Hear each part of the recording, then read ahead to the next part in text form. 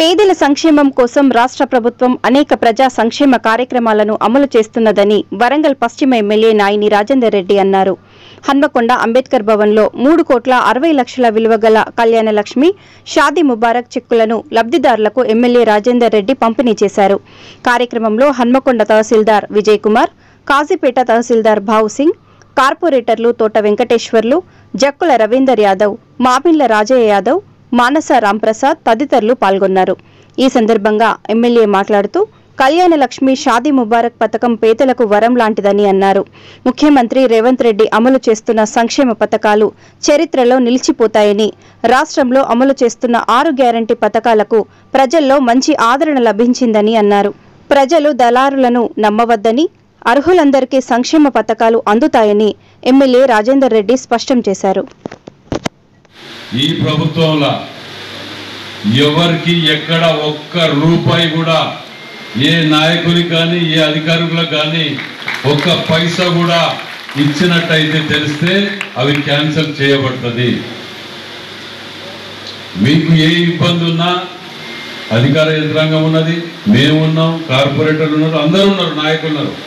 మీరు వారి దగ్గరికి వెళ్ళి మీ యొక్క బాధ చెప్పుకుంటే తప్పకుండా పరిష్కార మార్గం ఎప్పటికెంబటే దొరుకుతుంది. మీరు 4 సార్లు తిరగవలసిన అవసరం లేదు, పెట్రోల్ ఖర్చు పెట్టుకోవాల్సిన అవసరం అంతకంటే లేదు.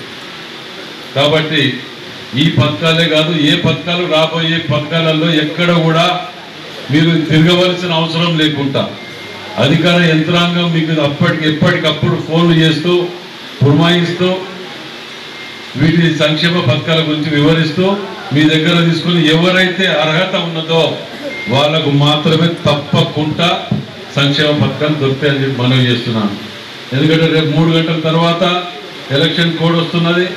ఆ కోడ్ తర్వాత పంచలేక వీటన్నిటిని మళ్ళీ 2-3 నెలలు నిర్లక్ష్యంగా వెనుక ఉంటే మళ్ళీ హైదరాబాద్కు వాపసు వెళ్ళిపోతే మళ్ళీ పెద్ద ప్రాసెస్ ఉంటుంది. కాబట్టి మధ్యాహ్నం పొద్దుగాల అనుకొని పాపం ఎంఆర్ఓ గారిని ఇబ్బంది పెట్టి మరి ఎట్లయినా లేదు సార్ అందరు వస్తారు సార్ మీరు చూడండి సార్ అంటే సరే చూద్దామని చెప్పినాక నేను చాలామంది వచ్చిండ్రు, చాలా సంతోషం. మీరు ఎక్కడ కూడా ఇది కాకుండా ఓపికగా మీ పేర్లు ఎక్కడెక్కడ ఉన్నాయి ఏంటిది అని క్లుప్తంగా చూసుకొని ఏమి ఒకరి మీద ఒకరు పడి ఆగం చేసుకోకుండా పేర్లు పిలిచినా కొద్ది వచ్చి మీరు తీసుకోండి. రాని వాళ్ళు ఏమైనా ఉంటే ఎక్కడైనా ఆగినాయా ఏంటిదా అనేది మళ్ళీ మీరు రేపు పొద్దుగాలను ఇవాళ చెప్తే ఎంఆర్ఓ గారు తప్పకుండా వాటిని పరిశీలిస్తారు ఎక్కడెక్కడ ఆగి ఉంటే కనుక.